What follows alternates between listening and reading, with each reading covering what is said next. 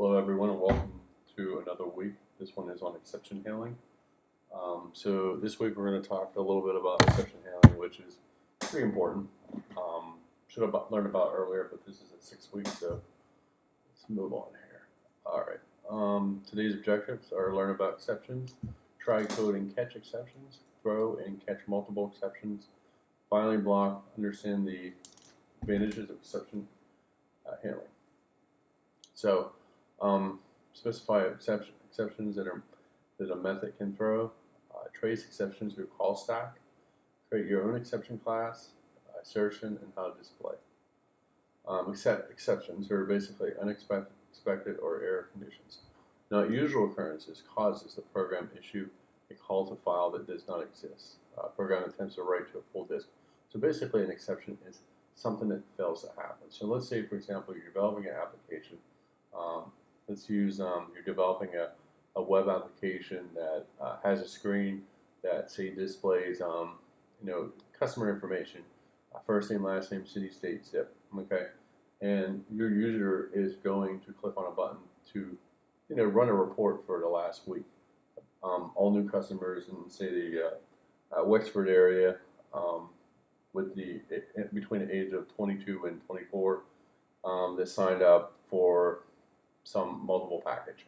So they're running this report, and they go to click submit and they run it, and it just blows up. In Java or any programming language, for that matter, usually what happens is you have a nice friendly message up that says, we're having difficulties or there was a problem or whatever the case is. But sometimes you'll ever notice, for example, ASP.NET has actually, let me find one for you. I could specify a little bit better. So let me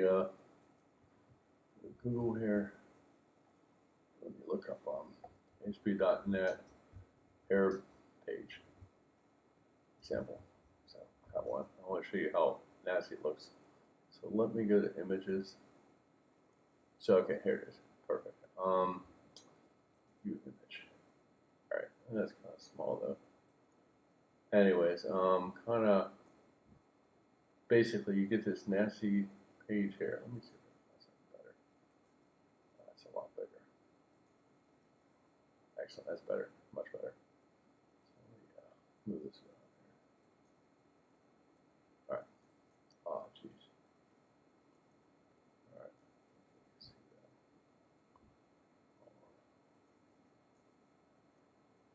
that. All right. So you'll get something like this. I mean, that's it's spelling on some type of version, but within Microsoft, you get this ugly message, and this is what happens when you get an exception. So let's find one with Java. So let's go back to Google, Java program, error page. So we want to get like an error page here. Yeah, so you'll see what Java is a little bit different than .NET, but still it's the same thing. You have this ugly message that says some type of exception occurred. You don't get anything. So what I'm kind of getting at is if you have an exception put in place, so we'll learn about how to do a try, catch, and finally. If you have a proper exception put in place, you could do anything with that message. You could say, hey, usually what I do within software development, within this class you won't learn it, but in the future what you do is you write a database. You have a database, and then what you do is you pick up those messages and you send it to a database, however you're sending it to a database. Whether it's a web service call, whether it's a direct call, whatever the case is. Most important thing is keep sending it to a database, right? And maybe setting up notifications so somebody in your organization gets a notification saying, hey, you know what, an error occurred on this time, blah, blah, blah. And then a developer or a technician will look into it and find out what's going on with it. But you can also have a nice page. So like those examples with .NET and Java, those are ugly pages. We don't want a customer to look at that. You want them to have a nice formatted page that says, message blew up, blah, blah, blah. And you have a nice pretty message and it's being looked at. So we'll talk about that as well. Exception handling, object-oriented techniques used to manage exception errors, runtime, objects, throwable classes. On about this. Error class represents serious errors from which a program usually cannot recover. A program runs out of memory, program cannot duplicate a required class. It could also be dead code. Say you put in a code that you're not being used and it hits it, doesn't know what to do, boom, it throws up. Exception class, less serious errors, unusual conditions, program can recover from this type of error. Exception class errors, an invalid array subscript, performing illegal arithmetic operations. So, for example, say you're doing a calculation, you declare an integer, and you're saying, say you declare an integer. Let's see here. Let me actually sublime real quick. Example. All right, so I have my little editor up here, and say, for example,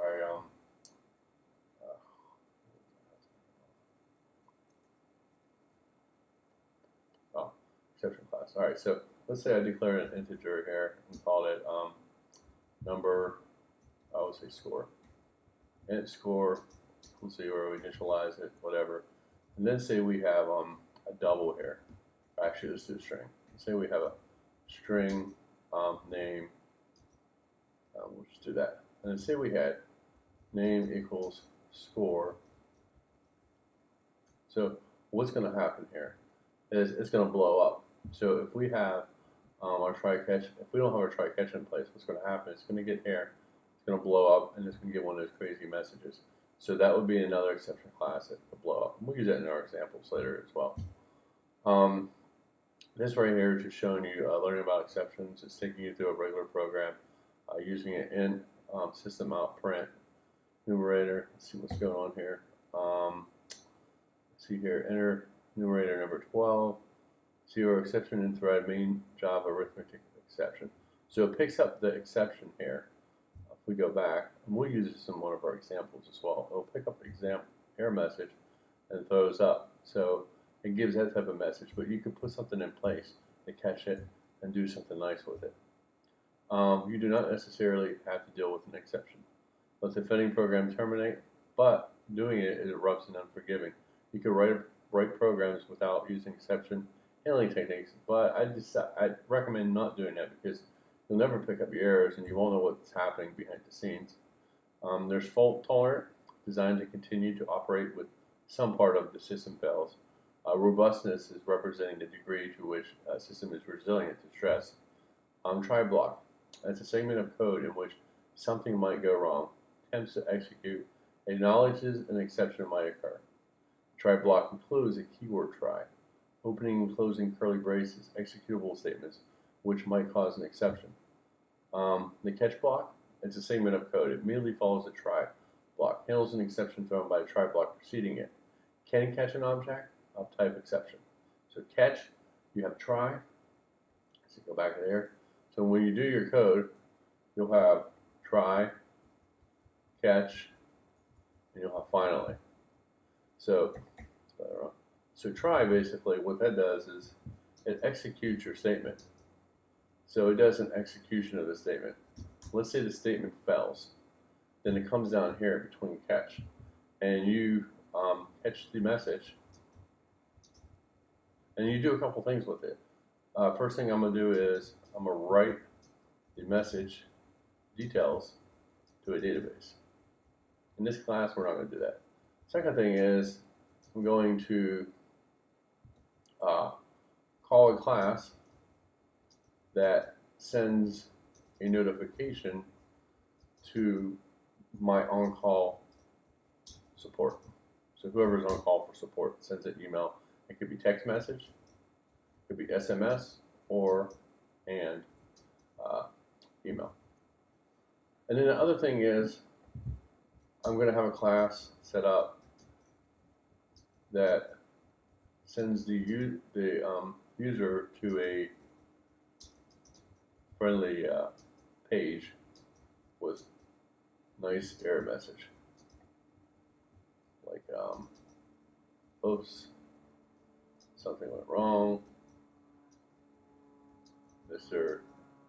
Customer, whatever that customer's name is, on the date, and then mention that it is being reviewed, something like that.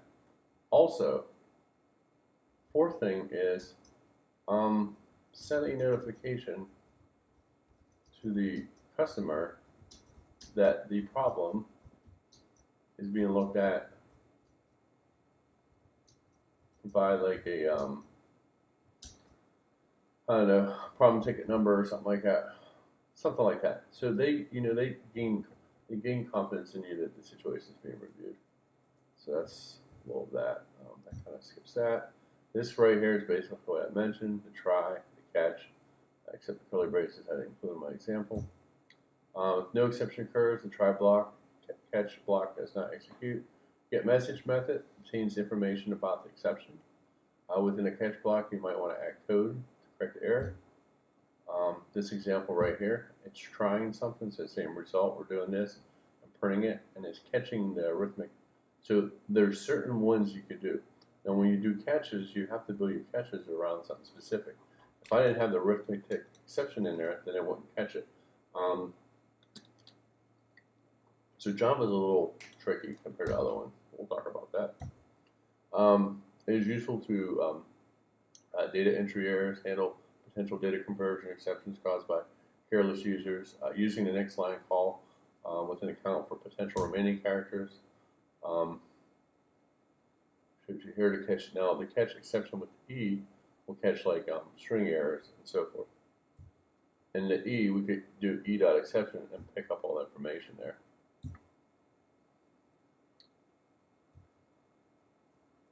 Declaring and initializing variables, try catch blocks. Here, let's skip that. Just showing you. Throwing and catching multiple exceptions, so you can place multiple statements within the try catch. When a program contains multiple catch blocks, they're examined in a sequence until a match is found. So in this example, they have catch, arithmetic exception. So, and then they have a different one here, input match exception.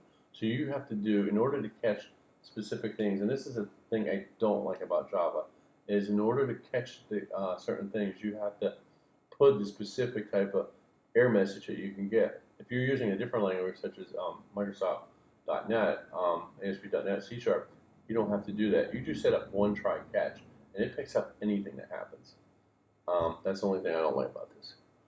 Catch-all block accepts more generic exceptions argument type, unreachable code, program statements that can never be executed under circumstances. In 7 and 8, catch block can also be written to multiple exception types. So here's just one exception mistake. So it picks up information when a mistake has been made. So the finally block is when something has been completed. So, when you get finally here, you could display something here. You can close connections in your program, etc. I think they'll show that here. So finally, actions occur whether the block executed or not. Usually in the finally, you're closing any open connection. So if you have an open connection to a database, I suggest to close it so that way you don't leave it open and cause any problems on the road. When try code fails, there's an exception. Reasons for final set of statement might never execute. Unplanned exception might occur. Try catch. Try block might throw an exception object, etc. When the finally block is used, finally statements execute before the method. The finally block executes no matter what outcome of the try block happens. So understanding advantages of exception handling, Java's object-oriented error handling technique, statements of a program that do the real work on placed together, unusual exceptionals, an advantage of object-oriented exception handling, appropriately deal with exceptions. Let's see here, I'm trying to check exceptions. Programmers should anticipate check exceptions. A program should be able to recover from them. If you throw a check exception from a method, you must do the following: catch it, declare it, and clause it.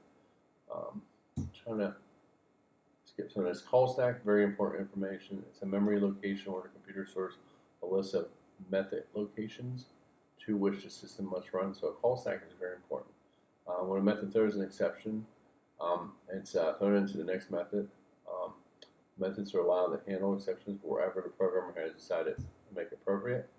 Here's an example of the operating system. Method A calls method B calls method C. C throws an exception. So there's a bunch of things going on here. It says, can it be caught here? No. Can it be caught here? No. So it looks and says, hey, can it be caught here? I don't think so. And it goes on to the next one and so forth until it finds out who it could work. It's almost like a switch statement or a case statement. Print stack trace method displays all the lists of methods in your call stack. Determines the location of the exception is not placed in the finished program. Java provides over 40 categories of exceptions. Java allows you to create your own exception classes. Extend a subclass of throwable. Add the exception with string, throwable, and so forth. So you can create what you want. Assertions is a Java language feature, detects logic errors, debug programs, creates an assertion such as assert Boolean expression, isn't it? Assert statement should always be true. Assertion error is shown when the condition is false. Enable assertion. On. So in summary, we kind of went through exceptions, exception handling, basic classes of errors, exception handling. Let's talk about call stack, categories, assertion, and that's it. So hopefully you enjoyed this. It's kind of quick. There's not a lot to talk about exception handling, but I'll provide some demos and code programming. Thanks for listening.